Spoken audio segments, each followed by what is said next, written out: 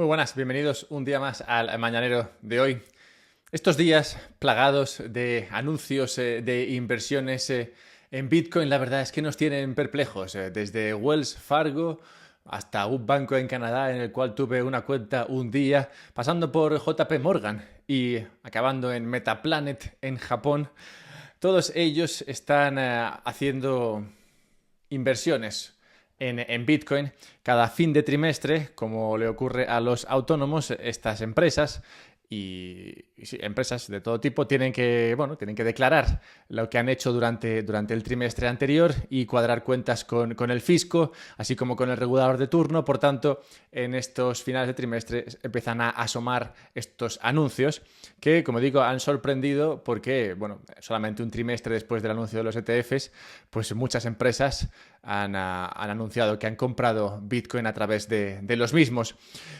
Y entre todas ellas, si tuviese que elegir cuál es el anuncio que más me ha sorprendido, cuál es la empresa o la institución que más me ha sorprendido que haya invertido en Bitcoin, no diría JP Morgan, por mucho que JP Morgan se haya mostrado muy anti-Bitcoin durante años.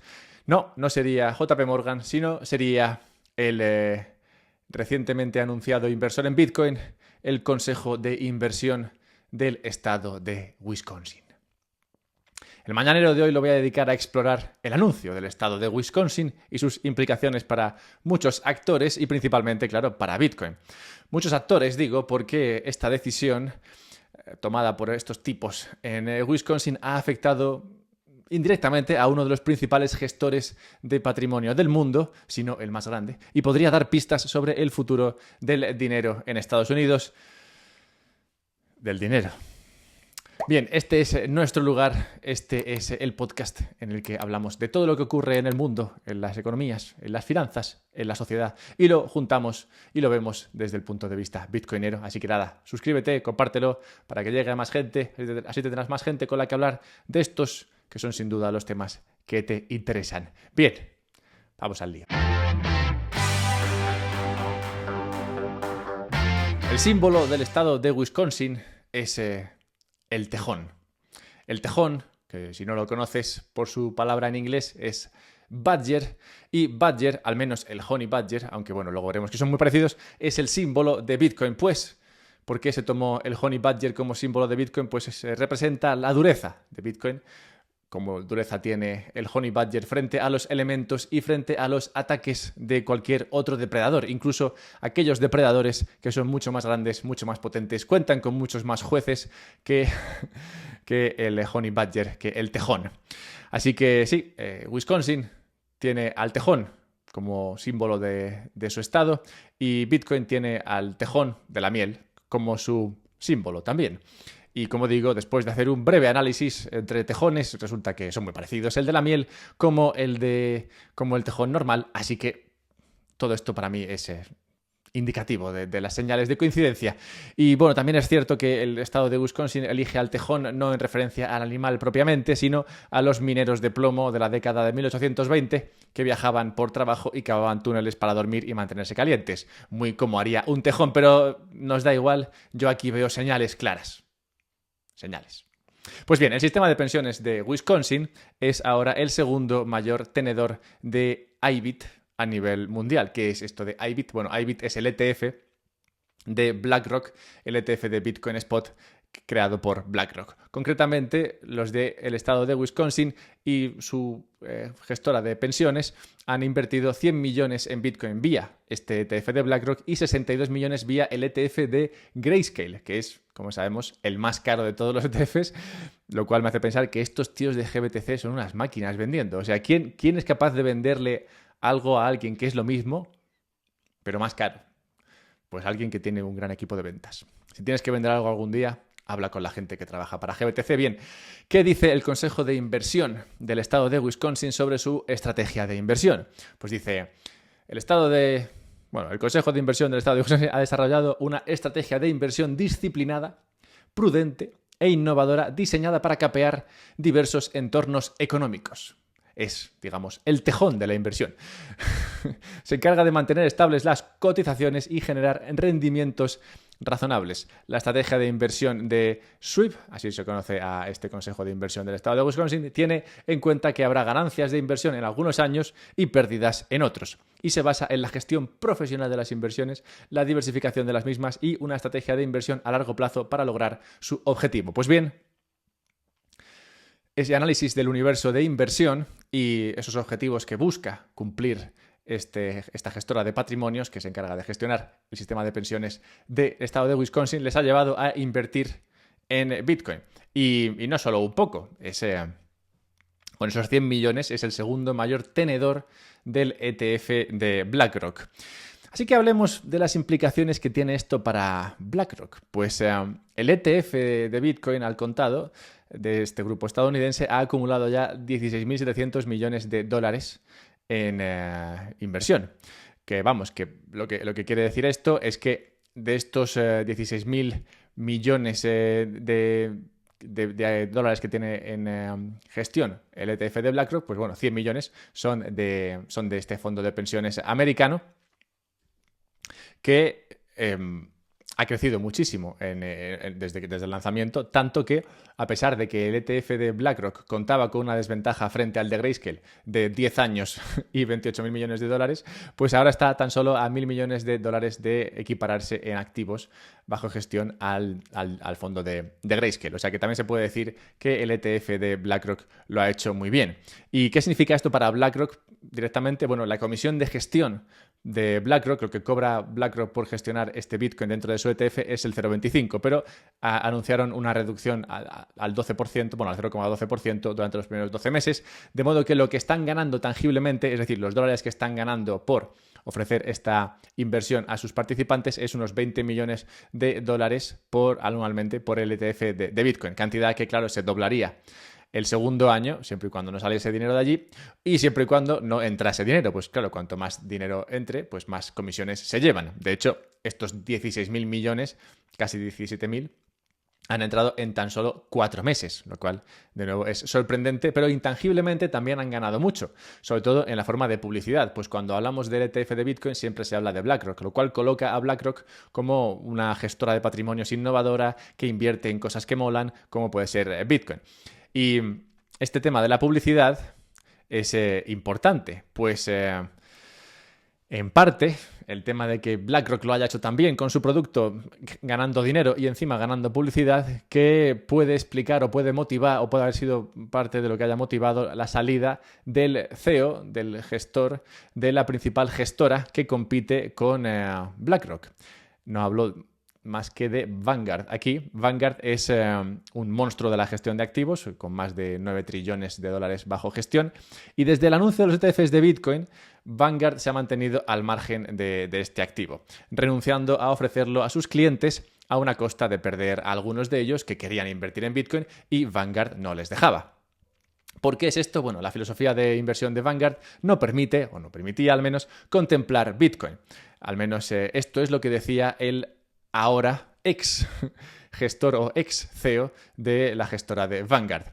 La decisión de no entrar en Bitcoin no tuvo muy buena acogida, sobre todo entre aquellos, claro, que querían invertir en esto y que vieron cómo la inversión en Bitcoin funcionaba bastante bien. Y muchos empezaron a decir que igual sería bueno un capitán para Vanguard que fuese más abierto a activos como Bitcoin. Y bueno, pocos meses después hay un nuevo CEO en Vanguard que fue anunciado ayer y quien va a ser el nuevo CEO de Vanguard es Salim Ramji, quien trabajaba hasta hace 3 meses para BlackRock, gestora en la que estuvo trabajando para precisamente lanzar el ETF de Bitcoin. Bitcoin siendo un activo que Salim vende y comenta mucho en cada intervención que tiene pública. Además, se da el caso de que es la primera vez que Vanguard contrata a alguien de fuera. Vanguard es una empresa que siempre había ascendido a personas para esos cargos de importancia y es la primera vez que han contemplado y que han efectivamente contratado a alguien de fuera. ¿Es casualidad que Vanguard, que no entró en Bitcoin en su día, haya decidido cambiar al CEO y meter de CEO a uno de BlackRock, de fuera de Vanguard, que encima es el que tuvo gran parte de culpa de que BlackRock lanzase el ETF de Bitcoin? ¿Cambiará esto su predisposición a Bitcoin? Pues A ver, es que hay muchos incentivos para entrar en Bitcoin. Como incentivos tuvo el fondo de pensiones de... Casi me quedo ahí. De Michigan por entrar y muchos otros tendrán, perdón, de Wisconsin, y muchos otros tendrán ese incentivo. Pues, claro, en el momento en el que Wisconsin entra en esto, entra en Bitcoin, manda una señal a los demás estados, a los demás estados y a los demás gestores de pensiones de que invertir en Bitcoin igual es buena cosa. Y por tanto, podemos analizar cuánto dinero se mueve en estas juntas de inversión que gestionan los fondos de las diferentes pensiones de los diferentes estados. Bueno, pues la Junta de Inversiones del estado de Wisconsin gestiona más de 156.000 millones de dólares a finales de 2023. Pero hay otras que también gestionan cantidades masivas de dinero. Por ejemplo, California gestiona unos 340.000 millones de dólares, Nueva York gestiona 200.000 millones de dólares, Florida gestiona unos 170.000 millones de dólares. En conjunto, los fondos de pensiones estatales y locales de Estados Unidos poseen más de 5 trillones de dólares, es decir, 5 millones de dólares en activos que tienen para cubrir las prestaciones prometidas a trabajadores y jubilados. Este dinero tiene que subir de valor para hacer frente a esas prestaciones a jubilados y otro tipo de pensionistas. Bueno, pues si todos estos fondos de pensiones de todos los diferentes estados de Estados Unidos invirtieran en la misma proporción que el fondo de Wisconsin ha invertido en Bitcoin, la inversión total en Bitcoin sería de aproximadamente 1.468 millones de dólares. Eso es lo que he calculado antes, lo que equivaldría a unas 24.000 Bitcoin. Que tú dirás, hombre, 24.000 Bitcoin, 1.400 millones de dólares, pues tampoco es tanta cosa. Bueno, piensa que MicroStrategy, por ejemplo, tiene 9.000 millones. O sea que sería, bueno, una quinta parte de lo que tiene MicroStrategy. O sea que sí, podrías pensar, bueno, es un porcentaje pequeño aún, pero todos sabemos cómo acaba lo de invertir un poco en Bitcoin. Normalmente la persona que entra en Bitcoin entra comprando un poco, porque dice, bueno, este es un activo que se mueve, es un activo que tiene poca historia en comparación con otros, entonces voy a entrar con un poco de capital y ver qué pasa. Pero ¿qué ocurre? Que pasados unos años, nuevamente, si no se toca nada, Bitcoin, teniendo en cuenta lo que ha hecho en los últimos años, pues empieza a ganar peso dentro de la cartera.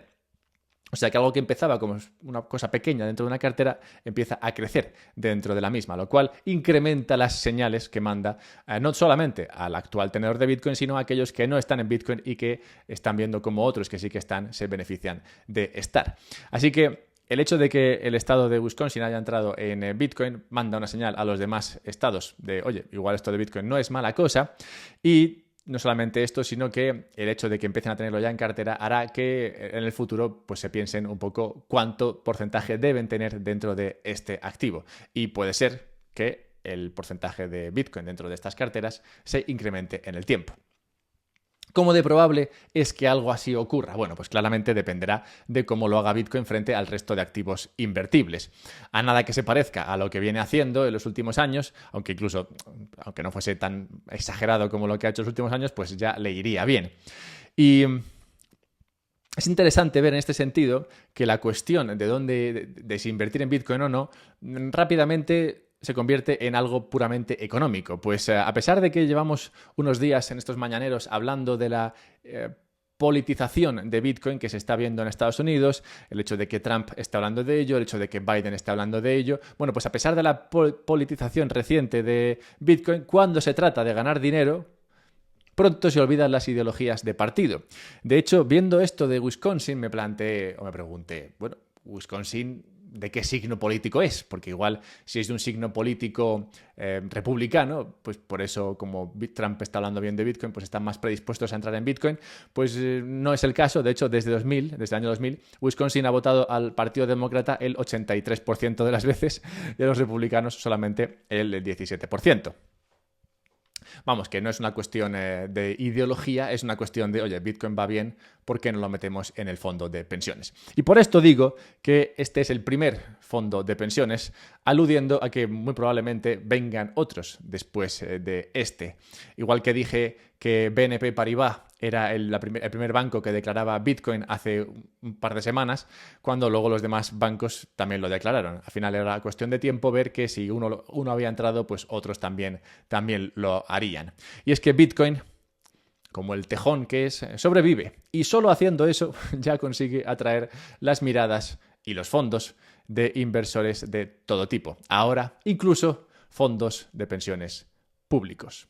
Y ahí hay un buen pico de dinero. Bien, 30 segundos para recordaros un par de cosas y luego hablaremos de lo que ha ocurrido con Tornado Cash, que se asemeja bastante a lo que puede pasar con Samurai.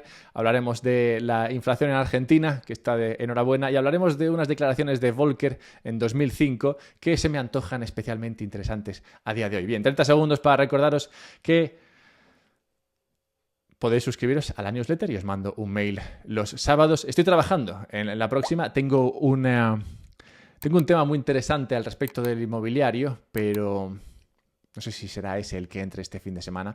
Si no, en alguno de estos sábados entrará, en esta newsletter exploro historias que tienen que ver con la actualidad, con Bitcoin y con cómo se entiende el mundo, y las pongo todas en común, un poco como hago aquí, pero con más detalle. Bueno, pues eso lo hago los sábados. Si quieres recibir esto, pues suscríbete a la newsletter, pues es la única manera de encontrar este contenido. Si quieres comprar Bitcoin, yo lo haría a través de Relay. Si quieres guardarlo, yo lo guardaría en una Bitbox. Y es más, diría que si eres una empresa en España que quiere dedicar algo de su balance a Bitcoin, puedes hacerlo y de forma muy sencilla. Así que escríbeme si eres una de estas empresas que es Bitcoiner y tiene pues eso, una cantidad de dinero en balance en euros y le gustaría igual poner algo de eso en Bitcoin o igual poner algo de eso en Bitcoin cada mes. Bueno, esto a veces los contables y los gestores con los que trabajes en España te dirán que es muy difícil, pero no lo es para nada. Así que si te interesa la idea, escríbeme y por aquí podremos ver cosas. Bueno, eso en cuanto a invertir en Bitcoin, si así lo deseáis, y como digo siempre, pues guardarlo en una Bitbox, pues así podréis autocustodiar vuestro Bitcoin de manera segura. Y si queréis aprender más de Bitcoin, pues quedaos porque hay descuentos, hay cursos y hay maneras de aprender sobre Bitcoin que comentaré al final de este podcast. Bien, Tornado Cash. Ayer se condenó a 64 meses de prisión al creador del código de Tornado Cash, Alex Pertsev. Una situación esta de Tornado Cash muy similar a la que se vivió hace poco con Samurai. Como sabéis, acusaron a Samurai de permitir el blanqueo de capitales. De la misma manera, acusaban a Tornado Cash de esto y también fue una aplicación que cerraron. En este sentido, Tornado Cash hacía algo similar a lo que permite Samurai, solo que Tornado Cash funcionaba en Ethereum y tenía un token propio. TORN creo que era el token. Bien, esas son algunas escasas diferencias entre lo que hacía Tornado Cash y lo que hacía Samurai con el tema de los coin joins. Pero bueno, ayer se le declaró culpable, la investigación se inició, comenta Javier Maestre en Twitter, con base en informes que indicaban que Tornado Cash se usaba para enmascarar u ocultar los flujos de dinero procedentes de estafas o robos digitales, y acusaron a Pertsev como desarrollador de complicidad para el blanqueo de capitales, encontrándolo culpable. Dice el juez que él tomó decisiones que le llevaron a ser cómplice, cuando él, Alex, lo único que hizo fue escribir un código que la gente usó, y lo usó para muchas cosas. Se podría decir que alguien que usó ese código lo hizo para algo que podría considerarse ilegal. Y que por tanto, esto es lo que dice el juez, como este tipo escribió algo que alguien usó para hacer algo malo, pues este tipo es culpable, cómplice en el delito. Lo cual, pues a mí no me parece que tenga demasiado fondo. O sea, me pregunto si esto acabaría de manera diferente en otro lugar, con otro juez y con otras circunstancias. Por ejemplo, si no hubiese un token propio de por medio, lo cual crea la idea del lucro en el creador del código. No lo sé. Pero es que no me parece que tenga demasiado fondo, porque al final si tú creas cuchillos y alguien coge un cuchillo y lo usa para hacer algo malo, eres cómplice. Por eso es un poco raro que el hecho de escribir código te convierta en cómplice de quien lo use para algo delictivo, cuando encima ni siquiera has sido capaz de demostrar el delito de aquellos otros que supuestamente usaron eso para delinquir. O sea que es todo tan gris que realmente se me antoja con muy poco fondo legal. Pero bueno, esto no sé si es bueno o es malo. Sería bueno en un lugar donde, digamos, la justicia imperase, pero no siempre pasa. Entonces sería malo para cualquiera que esté desarrollando cosas de este sentido, color en Bitcoin. Así que en cualquier caso siempre es mejor hacerlo de manera anónima y sin ánimo de lucro, pues yo creo que eso soluciona parte de los problemas. Por ejemplo, Satoshi cuando creó Bitcoin lo hizo de esta manera y creo que tenía sus razones, como estamos viendo en algunos casos. Pero bueno, hablemos de algo más alegre, como el hecho de que la inflación en Argentina es una maravilla, pues está en el 8,8% el mes pasado, estaba en el 25% en diciembre, o sea que Milei y su partido han conseguido rebajarla sustancialmente en apenas 4 o 5 meses. De hecho, ha empezado a ser tendencia en Twitter el gracias Milei, la frase gracias Milei, una cosa que es sorprendente, pues ¿cuándo has visto que sea tendencia darle las gracias al presidente de un gobierno? Yo no sé, hace tiempo que no lo veo. Será porque soy español. El caso es que al final los gobernadores están para esto, ¿no? Si tú tienes que aceptar que haya un Estado que tenga ese poder sobre la sociedad, pues al menos que haga algo útil, ¿no? Por la sociedad, al menos que solucione problemas reales de la sociedad, pues si no, ¿para qué están ahí? Y un problema real de la sociedad es el uso del dinero que el gobierno crea para ellos y que cuando lo crea mal y lo usa mal, pues claramente se convierte en un problema para la sociedad, pues la inflación empobrece sustancialmente a sus ciudadanos. Entonces, bueno, si la lías, o sea, si les vas a dar un dinero para controlarlos, al menos no la líes demasiado porque tampoco es plan de empobrecer a la pobre gente. Entonces, bueno, aquí vemos que un gobierno que la verdad es que al mismo Milei tampoco le gustaría que existiese, bueno, pero existe, pues consigue hacer algo bueno por la gente, como es el hecho de que su dinero se devalúe menos de lo que se venía devaluando, aunque aún así se siga devaluando, pero bueno, es imposible arreglar esto de un día para otro. Pues oye, yo creo que eso es bueno. Y todo lo que sea solucionar problemas reales me parece que es lo que, si existen, deberían tratar de hacer los gobiernos y los gobernadores. Que ya sabemos que muchas veces existen para crear problemas que luego solucionan, pero bueno, esa es otra historia. Hablando de gobernadores, hablemos de otro que fue muy famoso en su día, Paul Volcker, gobernador de la Fed, gobernador del Banco Central estadounidense. Y es que han salido unas declaraciones suyas que hizo en 2005, que son muy interesantes de observar porque cuando este hombre decía esto en 2005, claramente estaba en 2005, no estaba en 2024, pero lo que decía entonces se aplica muy fácilmente a lo que está ocurriendo a día de hoy. Esto es lo que decía Paul Volcker en 2005. La dificultad estriba en que esta pauta aparentemente cómoda no puede prolongarse indefinidamente. Habla de la situación de Estados Unidos. Dice, no conozco ningún país que haya conseguido consumir e invertir un 6% más de lo que produce durante mucho tiempo. Estados Unidos está absorbiendo cerca del 80% del flujo neto de capital internacional y en algún momento tanto los bancos centrales como las instituciones privadas se hartarán de dólares. Así que creo que estamos patinando sobre un hielo cada vez más fino. En la trayectoria actual los déficits y los desequilibrios aumentarán. En algún momento, la sensación de confianza en los mercados de capitales, que hoy apoya tan benignamente el flujo de fondos hacia Estados Unidos y la creciente economía mundial, podría desvanecerse. Entonces, algún acontecimiento o combinación de acontecimientos podría perturbar los mercados con una volatilidad perjudicial tanto en los mercados de divisas como en los tipos de interés. Tuvimos una muestra de ello en la estanflación de los años 70, un dólar volátil y deprimido, presiones inflacionistas, un aumento repentino de los tipos de interés y un par de grandes recesiones. Han pasado casi 20 años de esta advertencia y los déficits en Estados Unidos hoy superan ese 6% del PIB, la deuda está por encima del 120% y la posición de inversión internacional neta de Estados Unidos es del menos 70%. Además de que la volatilidad está en mínimos, lugar donde no suele estar durante demasiado tiempo.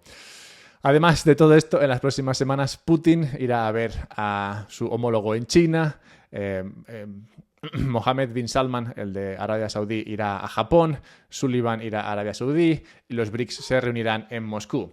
Todo esto, interesantes movimientos geopolíticos de gestores de países que empiezan a moverse de un país a otro, lo cual puede apuntar a que van a pasar cosas. Esperemos que todas buenas, claro. Bien, cerremos el mañanero de hoy con la necrológica y tenemos que recordar la muerte en tal día como hoy de Emily Dickinson, una poeta que tenía algo que decir sobre la inversión. Cito a Emily: sin saber cuándo amanecerá, abro todas las puertas. Esto es lo que decía Emily Dickinson sobre la estrategia de inversión del estado de pensiones en Wisconsin y sobre cualquier otro que quiera valorar la posibilidad de invertir en Bitcoin. Si te interesa Bitcoin y piensas que lo conoces pero no lo conoces del todo bien, hay un curso por el Instituto del Juan de Mariana, en el cual encontrarás todo tipo de información sobre Bitcoin, qué es, por qué funciona así, qué problemas tiene, qué problemas no tiene, qué soluciona, cuál es el aspecto más libertario de Bitcoin. Bueno, todo eso en este curso de Bitcoin ofrecido por el Juan de Mariana y del cual soy profesor, así que si te gusta escucharme explicar cosas, pues ahí te puedes hinchar. Hay más de 20 horas de contenido sobre Bitcoin. Y la verdad es que el precio está muy bien, es bastante barato, lo puedes tomar las clases a tu ritmo y encima tienes un descuento, por si no te parecía suficientemente barato, en la descripción del podcast. Así que nada, échale un vistazo y apúntate al cursito. También me puedes buscar en Twitter, @alberto_mera, si tienes dudas, preguntas. Y nada, escríbeme, haz cosas, suscríbete, compártelo. Por aquí ya estaría, mañana más.